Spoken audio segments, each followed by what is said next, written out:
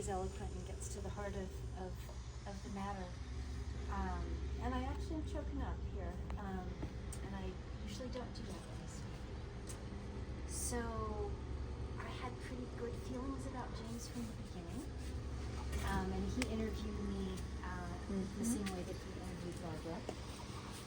But I knew that everything was going to be fine when James showed, and James, I have to talk about the dark time, when James showed an extraordinary moment of leadership and concern about the extended and expanded community of the University of New Mexico.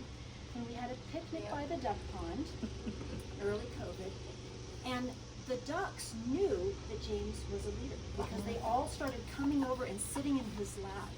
And in particular, there was an exceptionally wounded duck that was being persecuted by the other ducks, and it knew that James was going to protect the persecuted and the weak and the unequal. This is absolutely true. Barbara was there. We were sitting there having, and Bill Stanley was there. We were having our picnic. And the ducks went to James. They did not go to Barbara. No. They did not go to me. They did not go to Bill Stanley. They would have been disciplined if they came to me. And the wounded duck went and sat in James's lap, knowing that James was there to serve and to lead.